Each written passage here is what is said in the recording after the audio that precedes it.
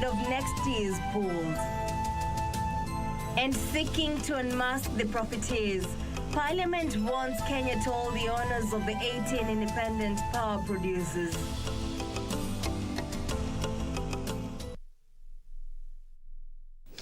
Welcome to the broadcast. My name is Jacky. Wambiru sign language interpreter is Ann Wangeshi. Now to kick us off, Form 1 students are scheduled to report to school on August 2nd. All the 1 million plus candidates who sat for the 2020 Kenya Certificate of Primary Education examination will transit to secondary level. Education Cabinet Secretary Professor George Magoha says the government has moved to ensure the success of the 100% transition policy and that no student should be denied admittance due to lack of school fees. The Ministry of Education has completed the placement of students into public secondary schools ahead of August 2nd opening.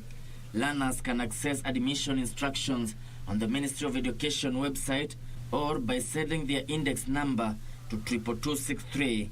At least 36,000 students will join national schools, while over 200,000 students will join extra county schools.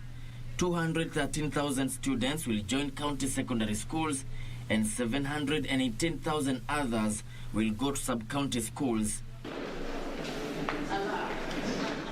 Speaking during the launch of Form 1 selection, Education Cabinet Secretary Professor George Magoha called on school administration to be considerate and avoid sending learners home for lacking school fees. And I keep saying that people must pay fees because I know people who are driving cars, good cars. They change clothes very well. They go to clubs to drink beer. The only thing they don't have is money to pay their children's fees. I have also said very clearly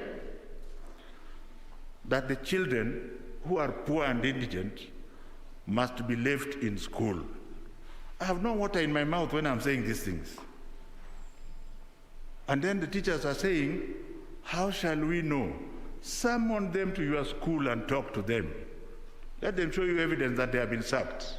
The government provides approximately 22,000 shillings as capitation for each secondary school student to cater for tuition and Medicare. This year, however, the ministry has had a shortfall of 6 billion shillings for secondary schools. Professor Magoha warning that no effort will be spared to ensure prudent use of available resources.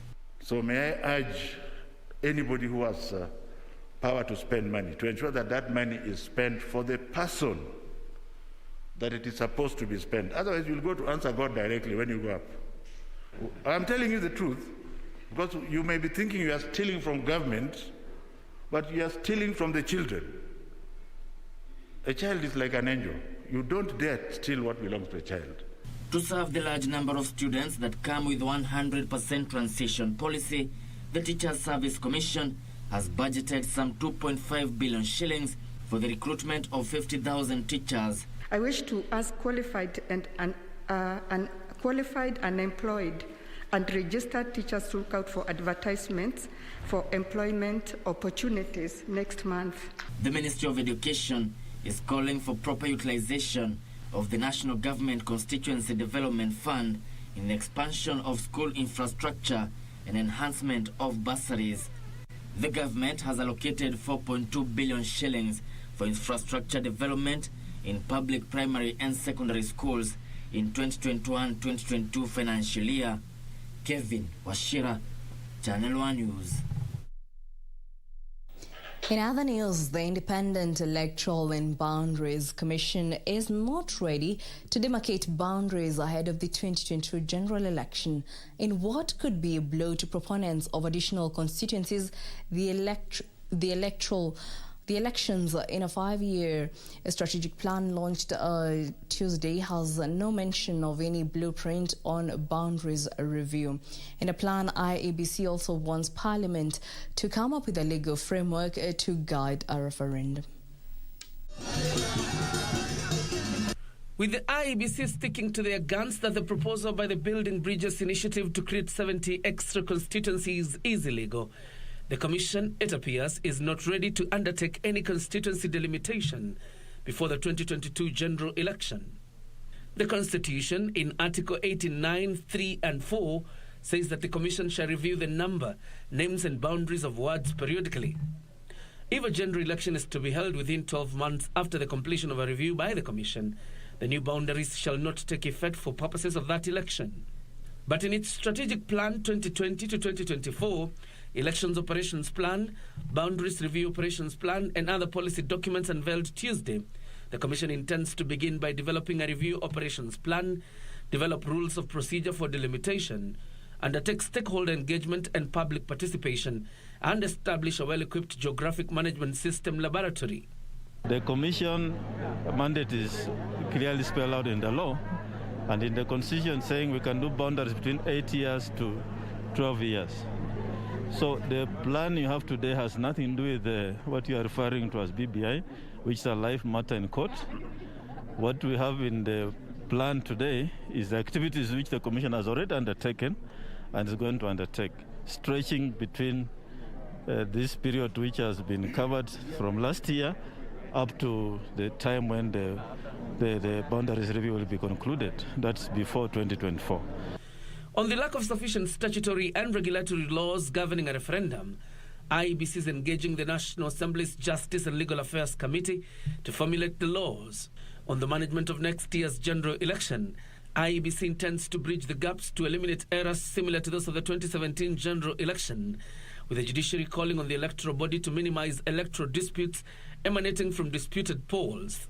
This report outlines all areas required to be looked at and amended by Parliament as regards election laws. We hope that Parliament will look at it, make the necessary amendments. We're already late in the day, but we hope something will be done so that the experiences learned in 2017 are not repeated. We have a role in ensuring that we minimize this number. And I say this taking into account a country like Ghana that only had 7 electoral disputes in their last election. So what I was asking myself, is it that the people of Ghana trust their electoral commission more than we do, or is it that Kenyans are more litigious than our brothers out there? The judiciary joining the IEBC in its call for timely funding in what the electoral body claims is the biggest impediment to proper preparation for an election. We request those responsible, the National Treasury, the National Assembly, all partners to support the Commission in order to realize the funding that is required for this important institution.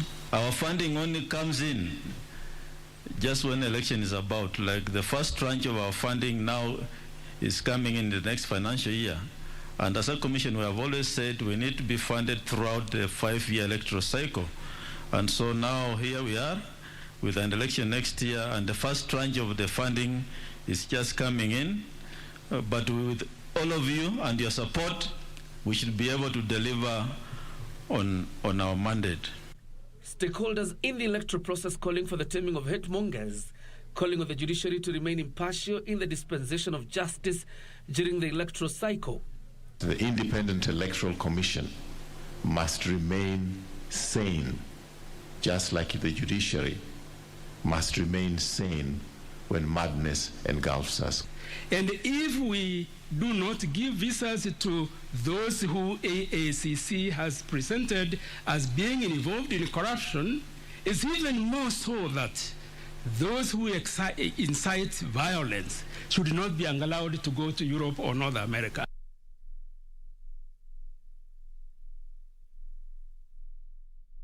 A section of members of parliament are opposed to calls to shelve degree requirements for members seeking elective positions in the 2022 general election. Now, former Majority Leader Aden Duale maintained that those aspiring to vie for the 2022 general elections had enough time to acquire the required academic credentials. 2 individuals have moved to petition Parliament to shelve the requirement, citing the COVID-19 pandemic and discrimination bar the requirement. All candidates in the 6 elective positions come the next general election must have a university degree. It is this statement by the Independent Electoral and Boundaries Commission during the national launch of the 2021 Annual Voter Education Week on Monday that has stirred debate among political leaders and members of the public. Members of the National Assembly in 2017 amended Section 22 of the Election Act that prescribes minimum academic qualifications for lawmakers at both levels of government. The amendment requires members of parliament and members of county assembly to have a minimum bachelor's degree before they are cleared to contest. The amendments were to apply for all candidates in the general elections to be held after the 2017 general elections. If implemented, hundreds of candidates hoping to vie for the 2022 general elections and have not acquired the degree certificates will be locked out. 2 petitions have already been filed at the National Assembly challenging this requirement. In their petition, Anthony Manyara and John Wangai have termed the move discriminatory and risks locking out many capable aspirants. The petitioners claim that the university degree requirement will make political leadership a preserve of the elites and will disenfranchise a number of good leaders who may not have been privileged to pursue higher education. But a section of members of parliament have maintained that the enactment of the law cannot be postponed any further. There's this story of leaders are born, but leaders, when they are born, all of us, we didn't have any experience. We didn't have any qualification. We went to school, some became doctors. So, Speaker, we cannot have people who have no basic education qualification to participate in the function of budget-making process of this House. Mr. Speaker, that hour of reckoning has now come. Those MCAs who are saying Badi is abusing us, now you should know that Badi was their friend. If you still don't have a degree, please, it is too bad for you. There is no question now for people to start saying, let's postpone again to 2027. I think it is wrong, and it's an abuse of the legislative power of this House. Meanwhile, Machakos Governor Dr. Alfred Mutua has joined those giving IEBC a thumbs up. So kuna haja gani unasomesha mtoto lakini ukienda kuchagua kiongozi unachagua mtu hajasoma? Then why do you take your children to school? It's a contradiction in terms. Watu wasome. While defending his hard stand on the matter, IEBC chairperson Wafula Chebukati maintained that the commission is only acting as per the law. Section 22 of the Elections Act says that. So it's not something the commission has come up with. And if anybody wants to go to court, I think they are free to do so. Or Parliament can revisit the issue by way of legislation. We have no problem with that.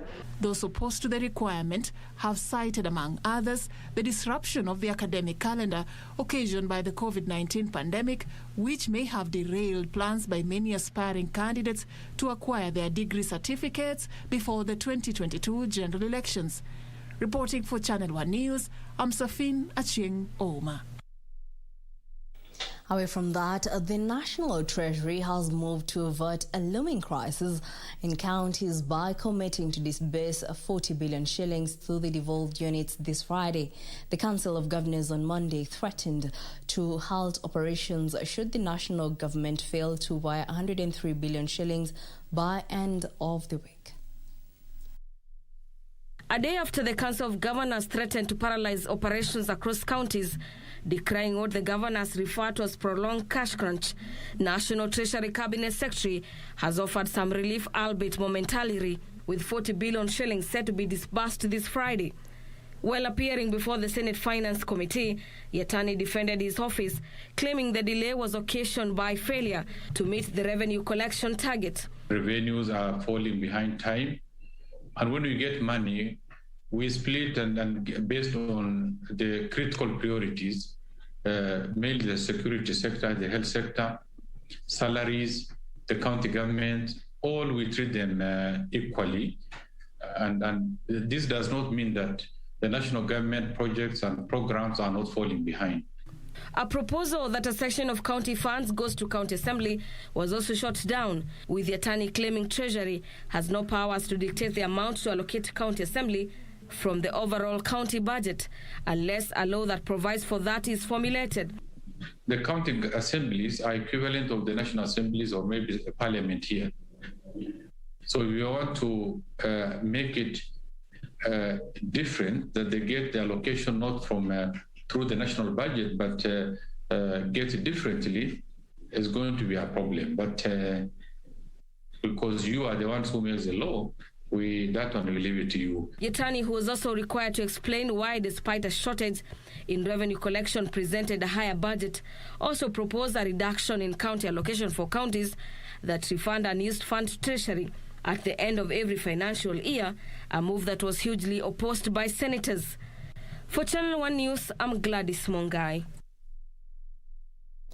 The Kenya Defense Force been deployed to Democratic Republic of Congo on a United Nations peacekeeping mission. Now speaking at Embakasi Garrison, Chief of Defense Forces General Robert Kiboshi says the troops will be in DRC for 1 year.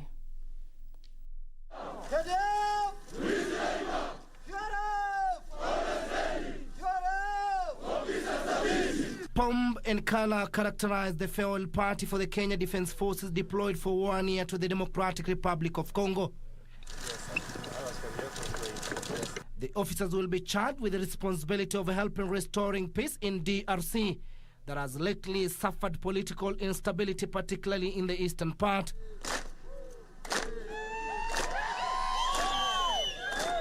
Kenya is a key supporter of UN peacekeeping efforts.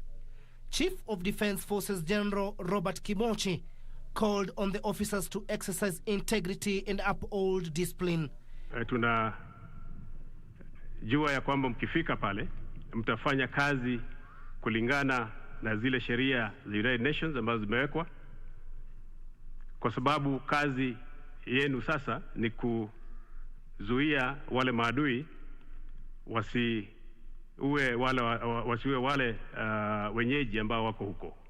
Kwa hivyo nyinyi mtakuwa na kazi ngumu, lakini kazi ambaye nyinyi mmejifunza na najua mtafanya kazi vizuri.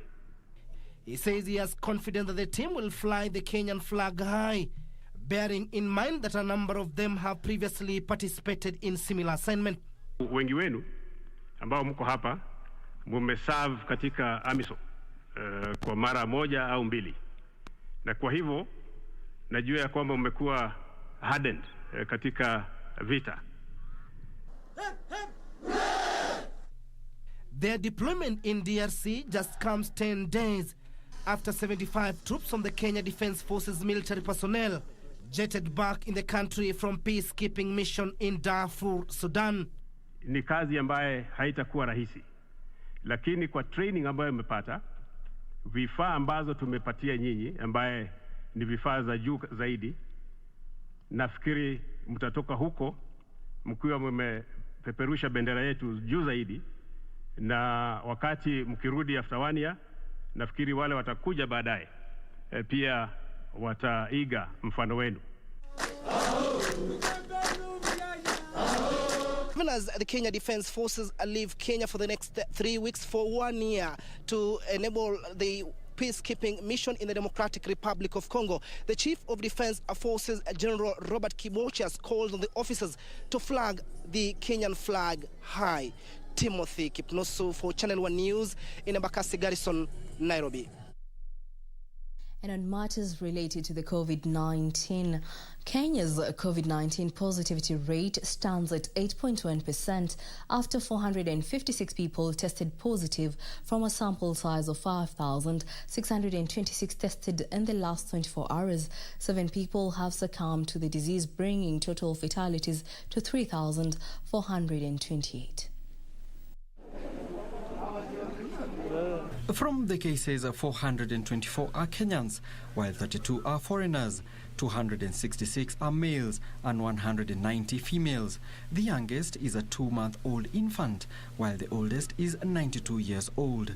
Total confirmed positive cases now stand at 176,137. Nairobi recorded the highest number of cases with 116, followed by Kisumu at 66, Busia 42, Siaya 30, Mombasa 28, and Kilifi 26, among other counties. 535 patients have recovered from the disease, 439 from home-based and isolation care programs, while 96 are from various health facilities. Total recoveries now stand at 120,894. 7 people have succumbed to the disease, one of them having occurred in the last 24 hours, while 6 are late deaths reported after conducting facility record audits on diverse dates in the month of June. Total fatalities now stand at 3,428. 975 patients are currently admitted to various health facilities, while 4,716 patients are under the home-based isolation and care program. 100 patients are in the intensive care unit, 29 of whom are on ventilatory support and 59 on supplemental oxygen.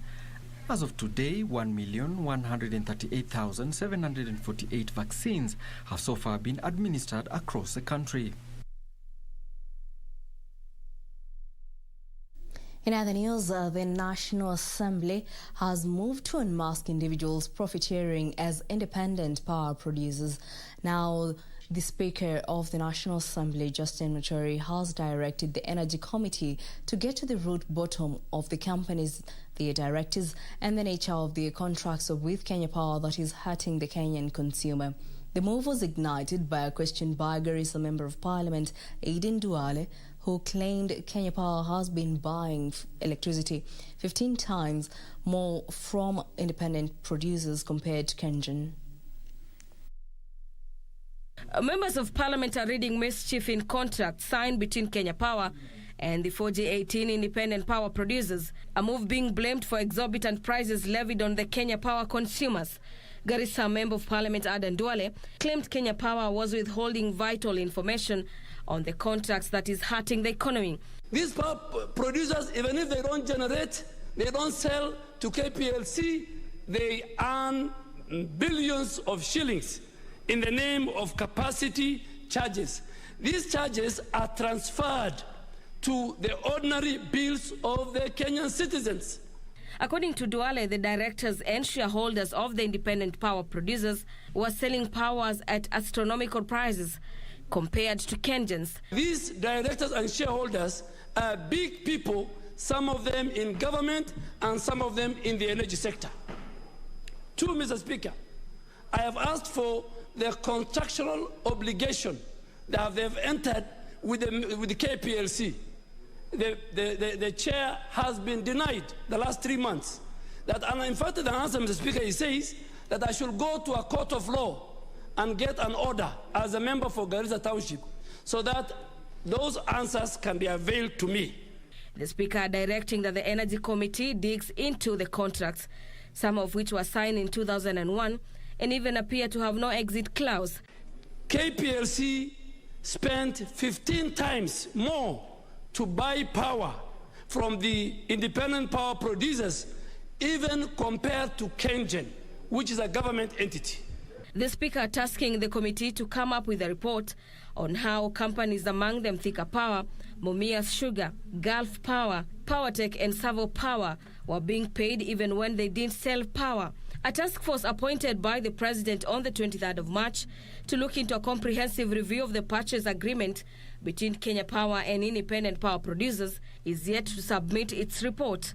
For Channel 1 News, I'm Gladys Mungai. Well, that report by Gladys Mungai brings us to a break. Don't go too far. We'll be right back.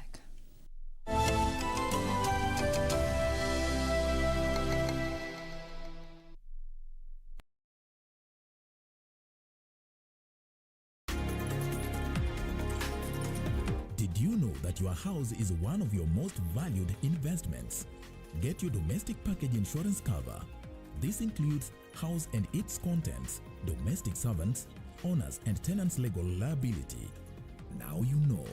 IRA, promoting insurance, protecting the insured.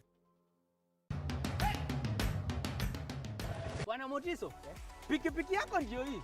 Uko shoni yangu. Hii pikipiki ni unakumbuka uniekelea the lowest unique bid yako ilikuwa ngapi? 18 shillings. Na unajua kuendesha hii gari? Kidogo. Haya, kitoko yako shika helmet, kifungu yako, chomoka na mali yako. Kujiunga na QuickBid ni rahisi. Enda kwenye M-Pesa, bonyeza paybill kisha weka business number 4032353. Kwenye account weka kodi ya bidhaa unayotaka na bid yako ya chini zaidi. Kwa mfano TV 16. Kisha weka shilingi 20 tu kama idadi yako. Weka bid yako pia kwenye www.quickbid.co.ke. Kumbuka, bid ya chini zaidi ya kipekee ndio hununua. QuickBid, bidhaa bora kwa bei ya chini. My name is Tuta Mionki. I am a co-driver. I'll be reading the notes for Nzioka Waita in the upcoming WRC Safari Rally. I'd then like to encourage more women to join the sport. It's not a male sport. As you can see, I've been here for 9 years. Won a few championships, including the Motorsport Personality of the Year 2018. I invite you to watch the WRC Safari Rally and support Team Kenya. Kenya Mbele.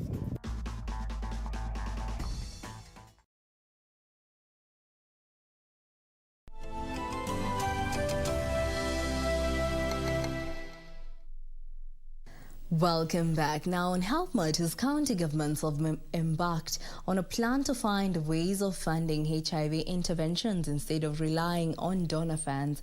Under the County AIDS Implementation Plan, counties will now mobilize their own funds in their own budgets to fighting HIV/AIDS. The National AIDS Control Council says the COVID-19 pandemic has created a lot of strain on donor funding, and counties must now think broad in the fight against HIV/AIDS. The launch of the County AIDS Implementation Plan will herald a new beginning in the fight against HIV in Kenya as focus shifts to county-specific activities. Domestic funding in the fight for HIV has, however, been a major barrier, but counties have adopted a new approach where funds will be availed in their budget for the same. Counties have not been able to put much emphasis on the fight on HIV and AIDS, and I think this plan now will provide a roadmap where counties will be able to sensitize their people. Speaking during day 2 of the Maisha conference, the National AIDS Control Council CEO Ruth Flaibon noted that COVID-19 has had a lot of strains on funding partners, which calls for Kenya to shift focus on how to fund HIV interventions. Where does the last mile take us? For a long time, we have not comprehended the cost of HIV to this country. If we require 25 billion Kenya shillings just for commodities alone, that has no salaries.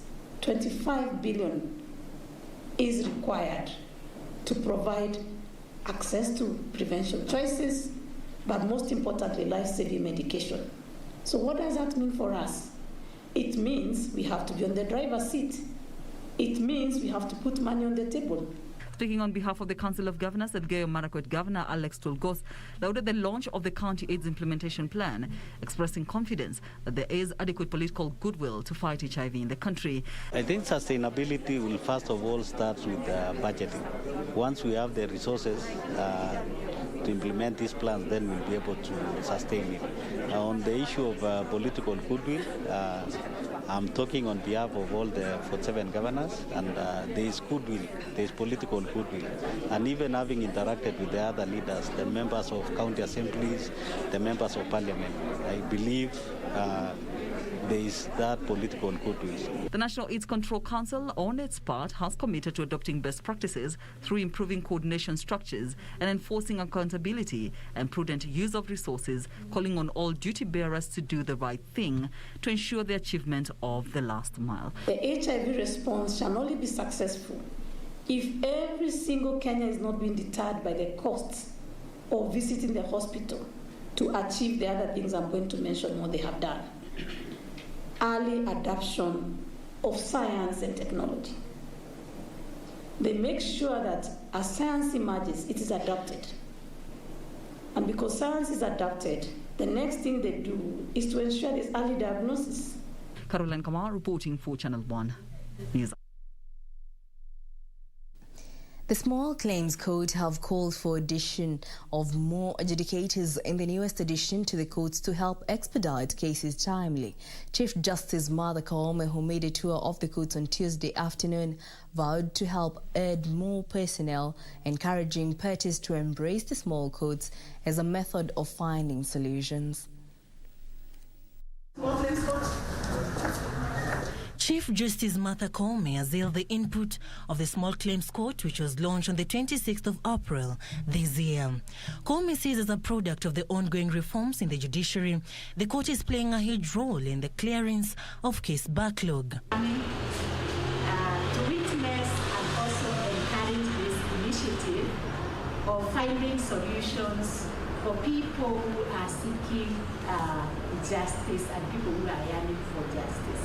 In just 2 months, the Small Claims Court has delivered 161 judgments out of the 800 cases under litigation.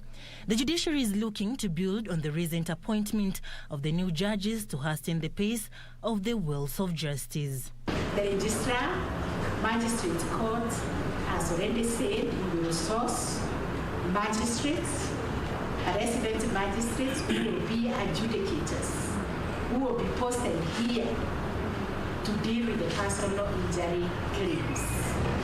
And I'm going to urge you to do that quickly, so that by 1st of July, we have the adjudicators. This, as she pointed out, the importance of putting up more infrastructure as they continue to source for finances. After the judiciary was allocated 17.9 billion shillings in the incoming financial year, a marginal decline from 18.1 billion shillings allocated in 2020-2021 financial year. So soon we will be launching courts built in partnership with the Nairobi Metropolis. Well, 2 months into operation, the Small Claims Courts have already proven to be a solution to some of the key underlying challenges here at the courts, with all eyes being directed now to see how it will operationalize in the coming days. For Channel 1 News, I'm Serafina Robe. And away from the corridors of justice, members of parliament have paid tribute to the late former GEM member of parliament, Jacky Midio, who passed on Monday. The legislators eulogizing the late Midio as a firm and charismatic team leader who mentored many in parliament during his tenure. Former colleagues of the late former GEM member of parliament, Jacky Midio, have described him as a mentor who looked out for upcoming politicians and new MPs in the House without discrimination. And when I joined parliament, Mr. Speaker, he told me that if you want to be a good legislator, Mr. Speaker, you must learn by attending parliamentary sittings. That's what he told me, Mr. Speaker. And that is the same message I've been giving my other colleagues who are joining for the first time. Jacky was so generous. Not just with what he had, Mr. Speaker, but with words and advice. Mr. Speaker, he was such a good mentor.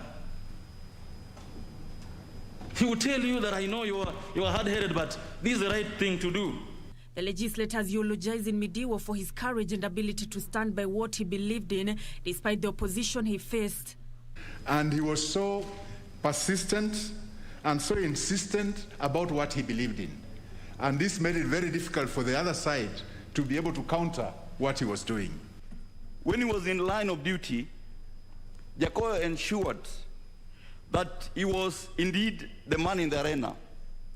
His face mud with sweat and dust most of the time, in attempts to ensure that we, the people of GEM, got what we deserved and what was rightfully ours.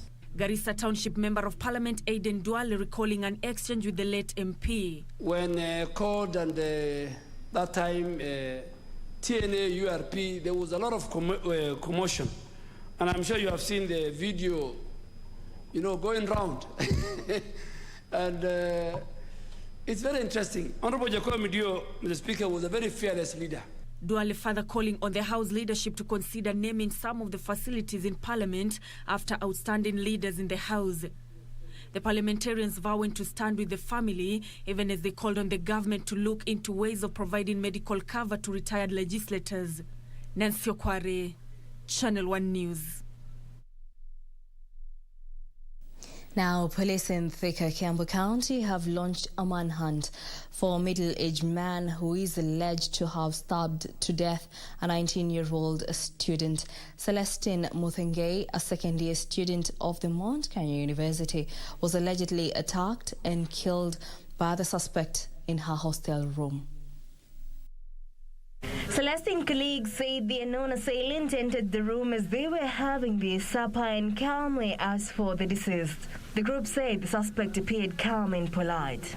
It is then that Celestine, who was seated at the edge of one of the beds near the door charging her phone, stood and introduced herself, as she seemed not to recognize the man who had a cap and a mask on. Hatukuwa tuna expect ni mtu wako violent. Tulikuwa tunafikiria maybe classmate wake amekuja kuchukua notes or something like that. So at first that hatukuwa tunajua hata kumbe anamdunga. Tulikuwa tunafikiria yani tumeshangaa mbona watu wana fight. Tulikuwa tunafikiria namslap ama sijui anamfanyia nini. While trying to get acquainted, the suspect is alleged to have drawn a knife from his coat pocket and started stabbing her. Ndio huyu mimi akamwambia, "Wewe msichana, ulikuwa unafikiria sitai kupata?" Hivyo tu. Akisema tu bado tu anaongea na upole tu. "Wewe msichana, ulikuwa unafikiria sitai kupata?" Alikuwa ameka mfuko mkono kwa mfuko. Then akatoa tu kisu. All of a sudden tu hivyo na akaanza hivyo stabbing hivyo tu like several times. The man is said to have fled the scene after committing the crime. The deceased was then rushed to Thika Level 5 Hospital where she succumbed to her injuries. Meanwhile, former Isiolo North Member of Parliament Joseph Samal was on Tuesday arrested and arraigned at the Isiolo Low Courts where he was charged with incitement. Samal, who appeared before Chief Magistrate Samuel Mungai, denied the charges and was released on 100,000 shillings bond and a surety of a similar amount. The case will be mentioned on 29 June 2021. Meanwhile, transport is paralyzed at Moy's Bridge following running battles between residents and law enforcement officers. Locals were up in arms over the alleged murder of a 13-year-old girl who went missing on Friday. Kenya Broadcasting Corporation correspondent Joseph Nyongesa was attacked and injured in the melee. The deceased had reportedly visited her aunt before leaving for a hairdresser appointment, but never to return. She suffered a lot of violence, and we suspect that she was abused before being murdered. She had injuries almost everywhere in the body. CCTV footage shows the girl following a middle-aged man who has now emerged as a prime suspect in the alleged murder.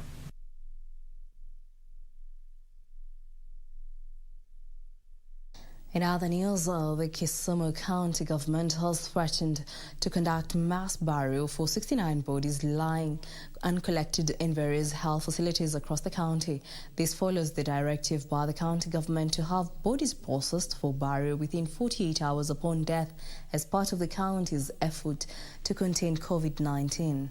Now, Wycliffe Okech has more details. In a public notice signed by Kisumu County Attorney Edis Omondi, the county government will conduct mass interment for bodies lying uncollected in various health facilities across the county. According to the notice, 69 bodies have not been collected and risk being interred en masse on Friday, the 18th of June 2021, if their kin will not have collected them by then. Of the 69 bodies, 51 are lying uncollected at the Jaramogi Oginga Odinga Teaching and Referral Hospital, 16 at Kisumu District Hospital, and 2 at Port Florence Hospital. Some 9 more bodies have stayed in various health facilities for extended periods with their kin untraceable. The notice comes amid a worrying trend of the COVID-19 situation in the county. Wycliffe Okech, Channel 1 News. The Land Development and Governance Institute is calling for a spirited crusade against graft in the land sector. Executive Director Mwendwa Makathimo says the ongoing digitization of the land registry is a step towards the right direction, but a lot more needs to be done to tame brazen corruption. Governance Institute has revealed loopholes in the management of land in the country. Key issues among them include corruption, accessibility and awareness of the ongoing reforms in the land sector. There is also the issue of data security. A number of people were raising the concern that they are not too sure that the data they feed into the system is secure, because of course you give in all your private information and you also give information relating to your land. There's a concern about identity theft, that yes, because all you need is your name, ID number, the serial number of the ID, and some mobile number. The Land Development and Governance Institute says corruption remains one of the biggest threats to land reforms. 51% still found that land transactions in private land category were still affected by corruption within the processes of transactions. The ongoing digitization of land registries is expected to streamline land management and rid the sector of graft. Yusuf Far, Channel 1 News. The 250 million shillings Kasese Dam in Pokot North is complete and set for official launch this September by President Uhuru Kenyatta and his Ugandan counterpart Yoweri Museveni. The dam is part of a peace initiative signed between Kenya and Uganda in 2019.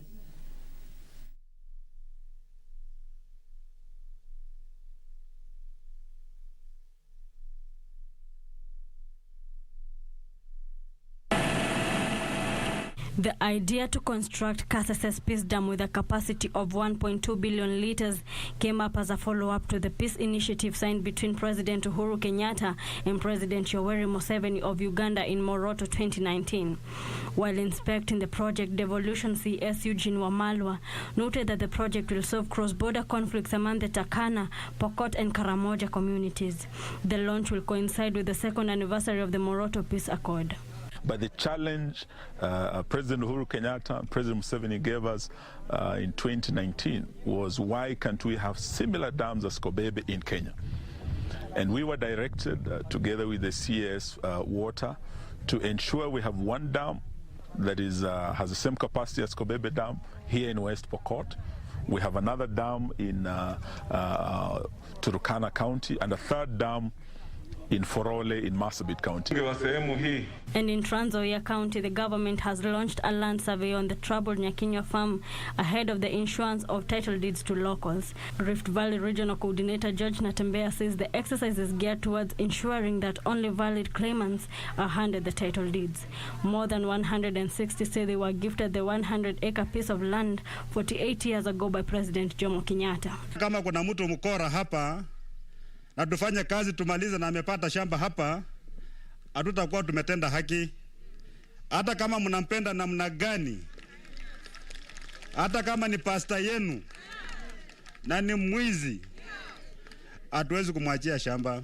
And in Kisumu, a section of members of the county assembly is calling for sobriety and calm over the controversy surrounding Sondu Market, which lies on the border of Kisumu and Kericho County. This comes a day after Kericho Senator Aaron Cheriot claimed that almost 90% of the market lies within Kericho County. That the traders from both Kisumu and Kericho have for over the years been coexisting at the market without any friction or disputes over collection of revenue. This is because the boundaries are well known, and to call for sobriety and calm over this matter. I surrender.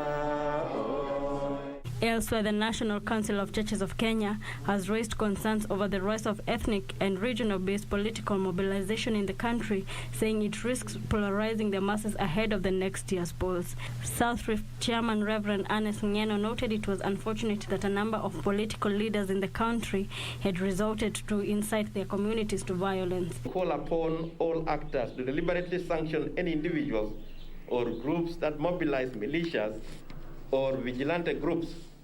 Any person who attempts to mobilize for violence should immediately have action taken against them as per the law. Finally, Eastern Region Commissioner has called upon private institutions to step up collaboration with the government in the fight against COVID-19 pandemic. When receiving hand-washing containers from Tenri Group of Hospitals, Isaiah Nakoro noted that the region has not been spared from the pandemic, with 12,000 positive cases registered so far. Nakoro observed that close collaboration between private sector and government in the fight of the pandemic will help in reducing the stubborn surge of the pandemic. The government has already provided protocols. We have protocols in place by the Ministry of Health. What we expect Kenyans to do is to respect and adhere to those protocols. Reporting for Channel 1 News, I'm Amboyo Tende.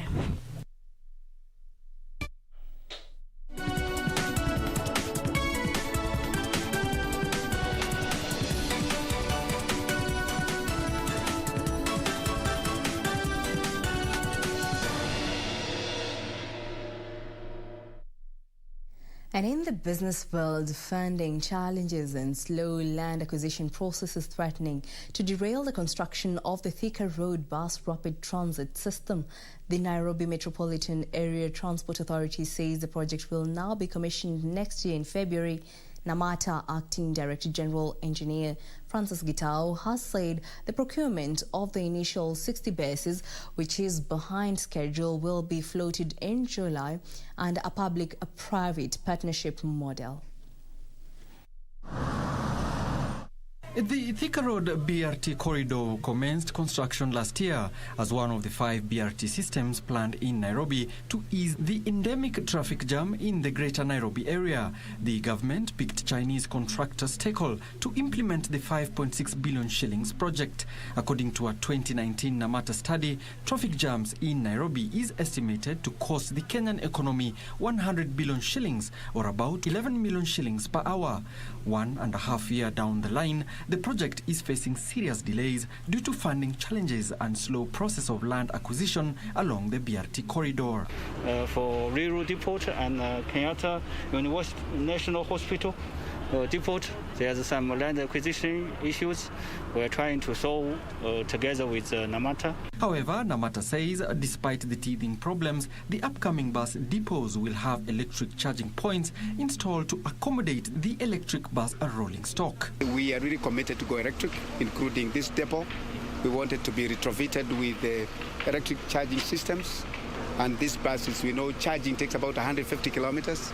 Some of the other highlights of the Thika Road BRT project include physical demarcation of the identified corridor on Thika Superhighway to also accommodate boarding stations and footbridges, a park and ride facility at Kasarani, Roero and Kenyatta National Hospital stations, pre-boarding access to buses through smart ticketing and smart applications. We would like to welcome Kenyans to join us in this journey of transforming public transport in this city from the matatu-based system that we've had for the last 40-50 years. The Thika Road BRT will comprise more than 300 buses operating at an interval of 3 minutes during the peak period. This corridor will be specifically only for bus rapid transit operations. It will not be used by the current matatu operators. However, matatu operators will be part of the operational contract. The story of the bus rapid transport in Kenya is not a new one. It started more than 10 years ago, but the government this time says it is adamant to finish this particular pilot project by February 2022. All that Kenyans can do now is wait and see if the project that has been on paper and after numerous of research is going to finally become a physical reality. Alan Naoko, Channel 1 Business in Nairobi. The Ministry of Public Works plans to implement the building code and defect liability that will address challenges and gaps in the construction industry. Public Works Principal Secretary Gordon Kihalangwa says the implementation of the building code will help address cases of substandard buildings and shoddy workmanship in the country. An audit done by the National Construction Authority in 2015 said that most of the buildings in the country are substandard after failing to adhere to the stipulated building code.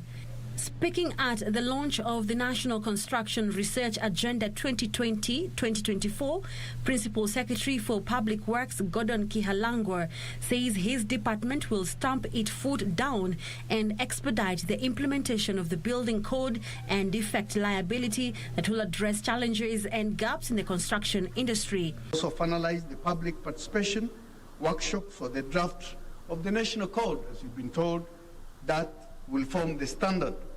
This new building code will herald a new dispensation and better operations and activities in the built environment that emphasizes and addresses the high quality standards. He says although his ministry has initiated various initiatives to ensure high standards are adhered to, there is need for policy intervention that will bring to book contractors and developers. And to share with you is that from those researches presented, they have also informed a number of policy makings or policy changes that we have seen in the industry. This one today will also inform those policies. The National Construction Research Agenda 2020-2024 will spearhead research in the construction industry and provide local solutions. The implementation of the National Construction Authority, that is the Defect Liability Regulation 2020, will compel developers, contractors to be more responsible in ensuring that construction work is carried out while adhering to high-quality standards. Research is a core function. NACRA will also target partnership frameworks to allow and encourage research amongst stakeholders in the construction industry. Kenya has invited the African peer review mechanism to review and audit the Big Four agenda programs. The targeted review of affordable housing, food security, manufacturing and affordable healthcare is slated for February 2022. The review is expected to help the government recalibrate the programs to enhance progress tracking by the government and other APRM country members in Africa. The Big Four agenda was rolled out by the government in the year 2017 to ensure food security, develop the manufacturing sector and enhance universal healthcare. Almost 4 years down the line, the Big Four agenda has faced serious headwinds due to capacity and funding problems.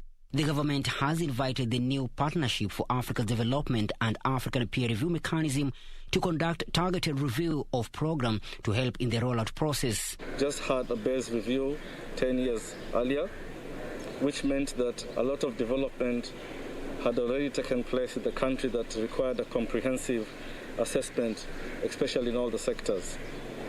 The second reason is we had promulgated the new constitution in 2010, which actually paved way to a two-tier government system with a devolved system, with 47 national, the national and 47 county governments. And the new constitution, among others, was mainly to actually address challenges in our governance, as cited in the 2006 APRM-based review. Speaking in Mombasa, Nepal, Kenya Secretariat Chief Ambassador Samuel Okuya says Kenya's demand smooth implementation of the agenda are some of the factors that prompted the country to partake the review. Nepal says the review will further help other crucial issues, including the fight against corruption, diversity and gender inclusivity, and employment matters. So to underscore the importance of good governance structures in the country and the government's firm commitment to the APRM initiatives, including the ongoing National Governance Report, which, for your information, is soon to be submitted, and particularly to the targeted review process, whose commencement is the key reason for the support mission that is here with us. Besides the targeted review, Kenya is also implementing the County Peer Review Mechanism CPRM, aimed at cascading APRM good governance principles to the subnational units in line with the APRM's decisions of 2019, as well as highlight strengths and challenges that the country is experiencing during the implementation phase. Reporting for Channel 1 Business News from Mombasa County, I'm Michael Mondiga.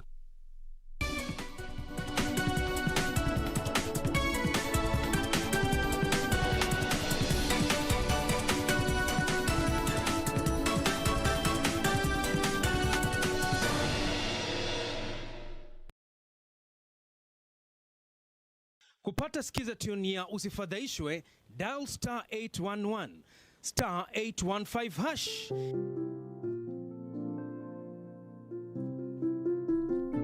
Usifadhaishwe na mafanikio ya wengine ukihisi kwamba maisha yako hayana maana. Kumbuka, wengi huzungumzia tu mafanikio yao na si changamoto walizozipitia na ni mara ngapi walianguka. Tia bidii, muda wako utafika. Ili kupata skiza tune hiyo ya usifadhaishwe kwa simu yako, dial star 811 star 815 hash, star 811 star 815 hash. My name is Jeremy Wahome. I'm 22 years old and I'll be taking part in the upcoming WRC Safari Rally event. I'll be driving the number 64 car with my navigator Victor Okundi. And this has all been made possible from being selected to be a part of the FIA Rally Star program. So I'm looking forward, definitely going to be putting my best foot forward. It's a very once-in-a-lifetime opportunity to get sponsored in motorsport, so I would like to make the most of this. And yeah, thank you for your support thus far, and let's go represent Kenya.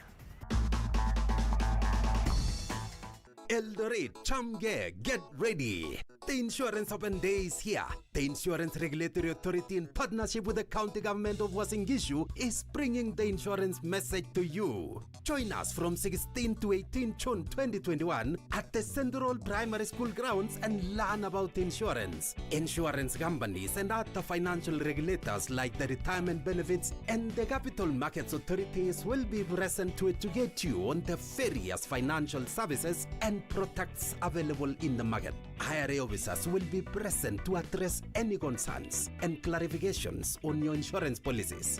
Entry is free and all Ministry of Health COVID-19 protocols and guidelines will be observed. Get to Eldoret.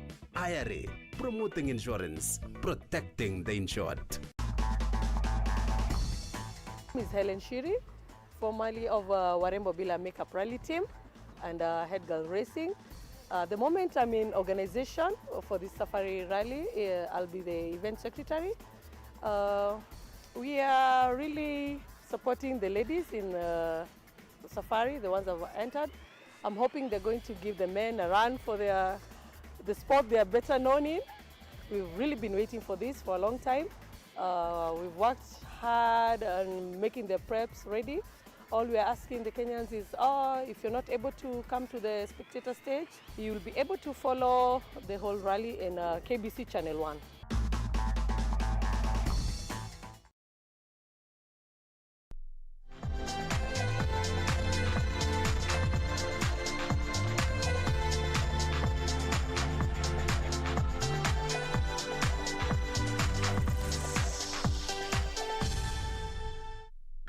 Welcome back. And in the sports arena, Magical Kenya, in collaboration with the Ministry of Tourism, today unveiled 2 rally cars that will be used by Cabra's Sugar Rally team during the 6th round of the WRC Safari Rally, set to kick off from 24th to 27th of this month in Naivasha.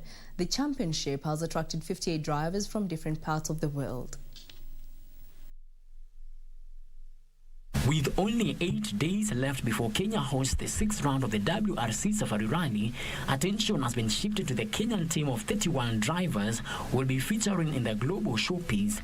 On Car Rai, navigated by Drew Sturrock in a Volkswagen Polo GTI car, and Eric Bengi, navigated by Peter Mutuma in a Mitsubishi Lancer Evo X, today received the rally cars from Magical Kenya. First time also, this event is going to take place in the National Park. Flagging off from Kenyatta Conference Center. The Kenya Tourism Board management did an innovative way by partnering with these rallies. So thank you and congratulations. This event is not just an event. It's a big event for Kenya. It's an event that is going to be beamed internationally, and that confirms that Kenya is a destination that can host an international event like this one. Bengi showcased his prowess when he qualified during the 2021 qualifying round of the FIA and African Rally Championship Equator Rally in Naivasha on 23rd April, clocking 3 hours 21 minutes 37.2 seconds for a 15th place finish. Drivers will contest over 18 special stages totaling 320.19 kilometers. It has taken us about a month to prepare the car from last ARC. Been quite intense, but I guess, and I think we are set, we are ready. Until the last meter has been driven, and we got stung very early on, but we managed to come back and produce some good times in the Super Rally. So I feel we have the pace, but a little bit of consistency on our side, and I'm sure we can try and get a good result for Kenya. Meanwhile, Kaltundo says he'll definitely give his best in the upcoming Safari Rally, where it will be navigated by his long-term partner Tim Jessoff in a minty Motorsports Volkswagen Polo R5.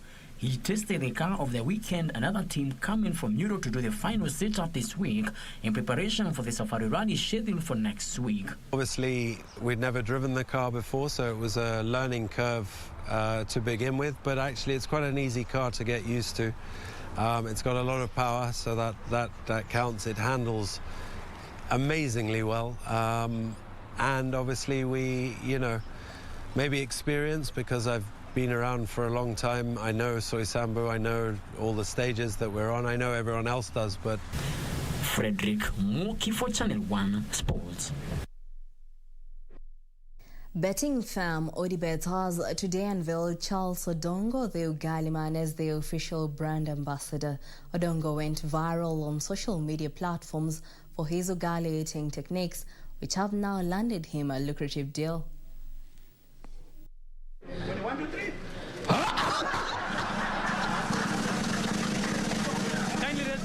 Odongo, whose video was shared multiple times on social media last week, and entertained people when he was captured tossing his meal in the air before finally grabbing and eating it. A betting firm Odibet officially unveiled Odongo as the brand ambassador through the company's Odimtani initiative. The initiative, which was launched in 2019, is geared towards identifying, appreciating and nurturing talent. Nimefurahia zaidi kujumuika na nyinyi leo, na ni siku kubwa. Ni siku ambayo niliota kama ndoto, na leo naiona ni ukweli imefika. Power iko. Tukisema hiyo ni slogan yangu, imetoka kule Rongai. Nikisema power iko, unasema usiwaitishwa. Power iko. His story is encouraging, and as Odibets, we have committed ourselves to boost his fitness career and as well his wellness business. As you all know, he's an instructor and a fitness coach by career. So hiyo tu ugali siwadanganye. We believe that grassroots sports and talent development is one of the sustainable causes that stakeholders should invest in purposefully and meaningfully. In 2019, that is when we felt that there's a need for us to give back to the society. And that is when we came about with the Odimtani initiative. Odimtani initiative is an initiative whereby we are engaging all stakeholders to try and bring out and support talents at grassroots levels. Odibet is the official sponsor of the Football Kenya Federation FKF County League. The firm started a kitting program dubbed Odimtani that saw over 10,000 teams participating in the county leagues get kitted with football jerseys. In 2020, Odibet came in as a Harambee Stars motivational partner. Frederick Muki for Channel 1 Sports.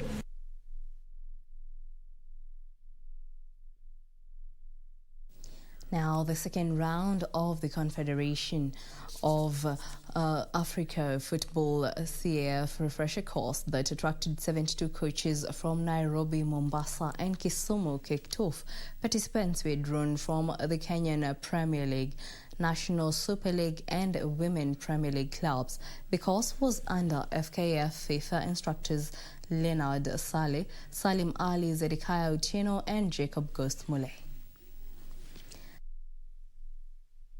Ali reiterated the importance of coaching courses in improving the quality of football in the country. The FKF technical department has, in the meantime, lined up 2 CAF B courses for its coaches. The first will be held between September 6th and December 15th, 2021, while the second will run between November 1st and 15th February next year.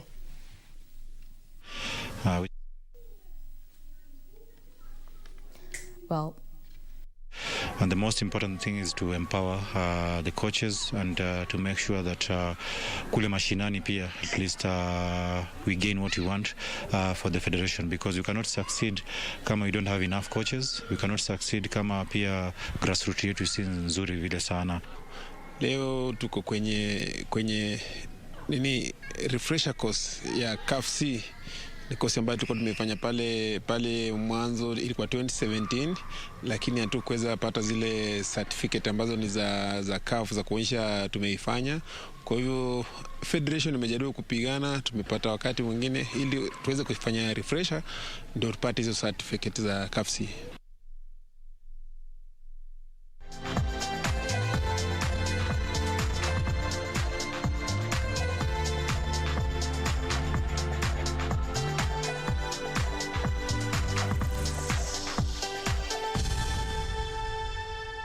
Well, that brings us to the end of our bulletin tonight. Thank you for keeping us company. For more news, check out our website at kbc.co.ke.